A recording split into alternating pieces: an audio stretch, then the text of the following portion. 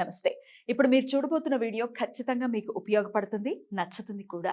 మరి మీకు నచ్చిన విషయం నాకు తెలియాలి అంటే ఈ వీడియోని మీరు లైక్ చేయాలి, షేర్ చేయాలి, అలాగే మన ఛానల్‌ని సబ్స్క్రైబ్ చేయాలి. మీ సపోర్ట్‌ని నాకు అందిస్తారు కదూ! ఓకే. ఇప్పుడు వీడియోని స్టార్ట్ చేద్దాం. నమస్తే. Welcome to our channel. నేను కుప్పా పద్మిని. ప్రస్తుతం మనతో పాటు ప్రముఖ ఆధ్యాత్మికవేత్త, ప్రముఖ న్యూమరాలజిస్ట్ లక్ష్మీ నరసింహస్వామి ఉపాసకురాలు శ్రీమతి స్రవంతి గారు మనతో పాటు ఉన్నారు. మాట్లాడదాం. నమస్తే అక్క. నమస్తే పద్మిని. అక్క, నవరాత్రులు వస్తున్నాయి, శ్యామలాదేవి నవరాత్రులు వస్తున్నాయి. ఇంట్లో ఎలా అంటే క్లుప్తంగా ఎలా చేసుకోవచ్చు? అందరు గజిబిజి లైఫ్లో ఉన్నారు కదా, క్లుప్తంగా అమ్మవారిని ఎలా ప్రతిరోజు కూడా ఎలా పూజించుకోవచ్చు? ఇట్లాంటి విషయాలు మనం మాట్లాడుకుందాం అని అనుకున్నాం. మీరు చెప్తానని అన్నారు కాబట్టి ఒకసారి చెప్తారా? తప్పకుండా చెప్తాను పద్మిని. అమ్మవారిని పూజిస్తే మనకి చక్కగా పిల్లలు చక్కగా పాస్ అవుతారు. చూసావా, ప్రకృతి కూడా ఎగ్జామ్స్ ముందే వస్తాయి ఈ నవరాత్రులు. కాబట్టి చక్కగా అమ్మవారు మనకి ఆదరించి మన పిల్లల్ని చక్కగా మంచి మార్కులతో పాస్ అయ్యేటట్టు చూసి, అలాగే రాజశ్యామల అమ్మవారు ఏంటంటే చక్కటి జాబ్స్ లో ఏమైనా ప్రాబ్లం ఉంటే కూడా క్లియర్ చేస్తారు. లేకపోతే ప్రమోషన్స్ ఆగిపోయండి మావి అని అనుకుని, లేకపోతే గవర్నమెంట్ దగ్గర మా డబ్బులు ఆగిపోయండి మావి ఇంకా రాలేదు అని అనుకోవడము, ఇలాంటివన్నీ కూడా చాలా మంది చెప్తూ ఉంటారు నాకు.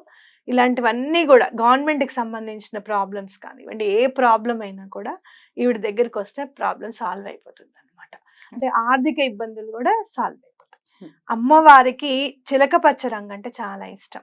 అమ్మవారిని పూజిస్తే రామచిలకలు గాని ఏ చిలకలైనా కూడా ఆకర్షింపబడతాయి, మన దగ్గరికి వస్తాయి అని చెప్పి తప్పకుండా మనం అనుకోవచ్చు. అయితే ఎవరికైనా కూడా మన కంటికి కనపడకపోతే అట్లీస్ట్ మీ మొబైల్లో వాల్ పేపర్స్ గా అన్నా కూడా చిలకలు కనపడుతూ ఉంటాయి అనమాట. వినపడతాయి అక్క? వినపడతాయి కూడా.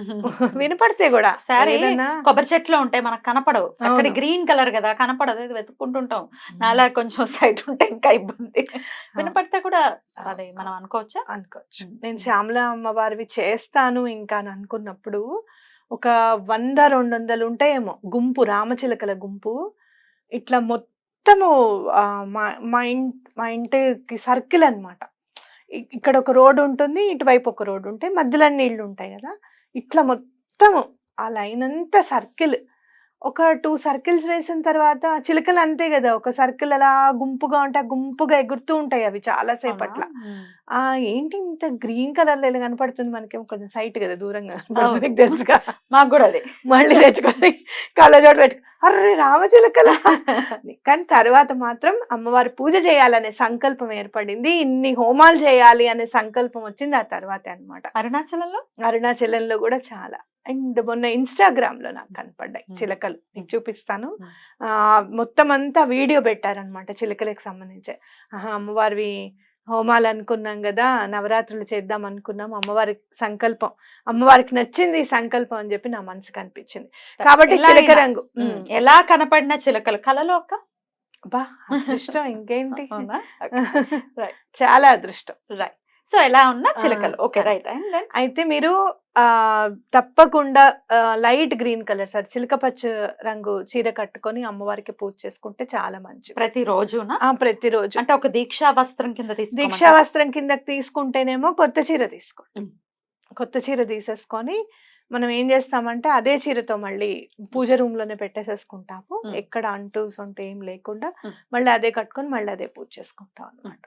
లేదు అనుకుంటే కనుక ఉన్న వాటిల్లో చక్కగా ఉతికి పెట్టినవి ఏమైనా కానీ ఉన్న వాటిల్లో గ్రీన్ కట్టుకోండి అని చెప్తున్నా. అమ్మవారికి గ్రీన్ కలర్ అంటే చాలా ఇష్టం. ఈ 9 days. ఎరుపు రంగు కూడా ఇష్టం. శ్యామల అమ్మని చూడు, నువ్వు ఎర్ర రంగు చీర కట్టుకొని ఉంటావు ఆవిడ, కాబట్టి ఎరుపు రంగు కూడా అమ్మవారికి ఇష్టమే. రెండిట్లో మీ ఇష్టం, ఏదైనా కట్టుకోండి. అయితే ఇది రాత్రి చేసుకోవాల్సిన పూజ అక్క, పొద్దున కూడా చేసేసుకోవచ్చా? అమ్మవారికి 11 నుంచి పూజ చేసుకోవాలి. రాజశ్యామల అమ్మవారికి పూజ చేసుకోవాలి అంటే 11 o'clock స్టార్ట్ చేయాలి. ముందంతా చక్కగా పనులన్నీ చేసేసుకొని 11 అమ్మవారికి పూజ చేసుకుంటే. మరి మేము ఆఫీసులకు వెళ్ళిపోతాం ఆ టైంలో అనుకునే వాళ్ళ పరిస్థితి? ముందే కొంచెం ముందే చేసుకోవడము, లేకపోతే కనుక సాయంత్రం కూడా చేసుకోవచ్చు, తప్పేమీ లేదు. సాయంత్రం కూడా చేసుకోవచ్చు. ఏం చేసుకోమంటారు? షోడశోపచార పూజ ఉంటుంది అమ్మవారివి. పూజా విధానం అని శ్యామల అమ్మవారి పూజా విధానం దొరుకుతుంది చక్కగా. షోడశోపచార పూజ అంటే 16 రకాల ఉపచారములు అమ్మవారికి చేస్తాం అన్నమాట. అక్కడ ధూపం అనేది ఉంటుంది కదా, అన్ని ఉపచారాలు వస్తే ధూపం అంటుంది. ధూపం దగ్గర ఆగాలి మనం. అంటే దీపం ఒక ఉపచారం అక్క?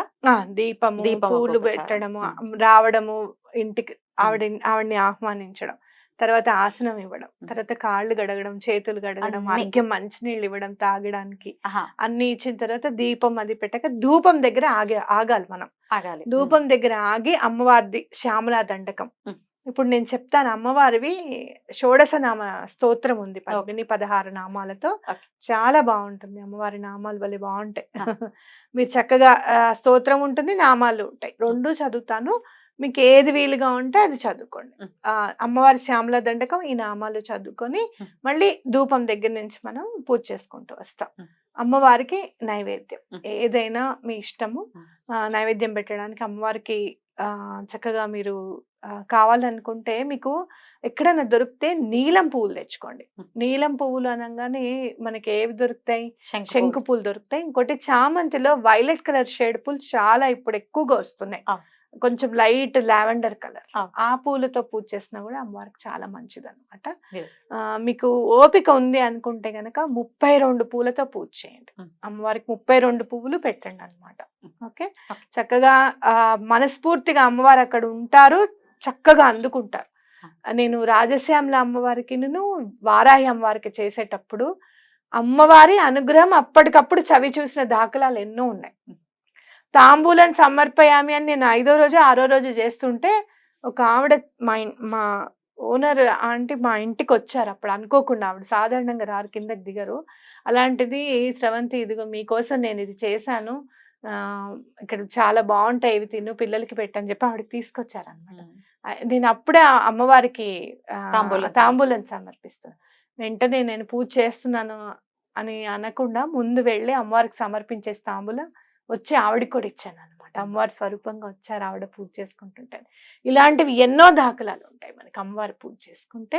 కాబట్టి తప్పకుండా చేసుకోండి. అట్లా తర్వాత మనము నైవేద్యం వరకు, హారతి వరకు వచ్చేస్తాం. ఏ నైవేద్యం అయినా పెట్టుకోవచ్చు, ఏదైనా పెట్టుకోవచ్చు, ఏదైనా పెట్టుకోవచ్చు, మీకు ఇది అది అని ఏం లేదు, చక్కగా అన్ని పెట్టుకోవచ్చు. డ్రై ఫ్రూట్స్ కూడా పెట్టుకోవచ్చు. శుష్క ఫలాలని వచ్చింది నోటికి, మళ్ళీ అర్థమవుతుందో లేదని చెప్తున్నా. శుష్క ఫలములు అంటే డ్రై ఫ్రూట్స్ అనమాట, అవి కూడా పెట్టుకోవచ్చు అమ్మవారికి. చక్కగా పూజ అంతా అయిపోయిన తర్వాత హారతి ఉంటుంది. మనం అందరం నేర్చుకున్నాం చక్కగా, ఏది తమలపాకుల హారతి. చక్కగా 100 తమలపాకులు ముందే తెచ్చేసుకోండి, 5 రోజుల్లో ఉండిపోతాయి చక్కగా. మీకు 120 తెచ్చుకున్నారనుకోండి, 5 రోజులు చక్కగా మనం తాంబూలం అమ్మవారికి సమర్పించుకోవచ్చు. అలాగే హారతి కూడా ఇచ్చుకోవచ్చు.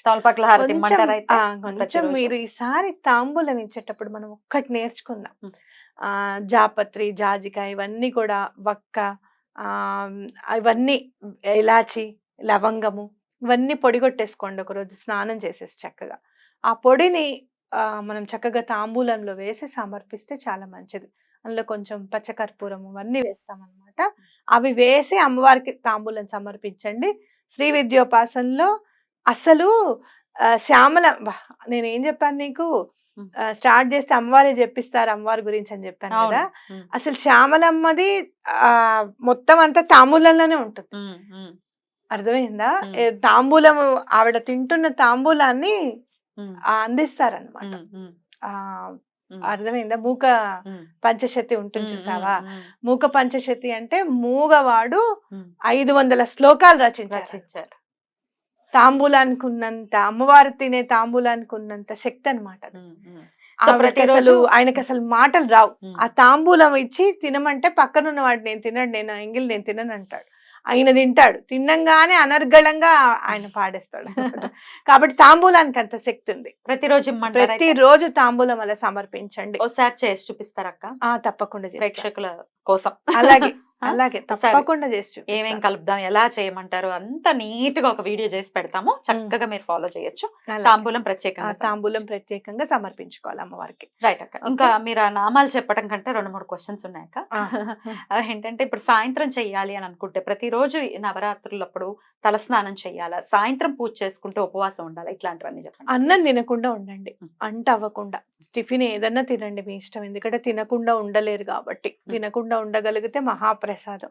తినకుండా ఉండలేము అనుకున్న వాళ్ళందరూ కూడా అన్నం తినకుండా ఉండండి సాయంత్రం పూజ చేసుకుంటే.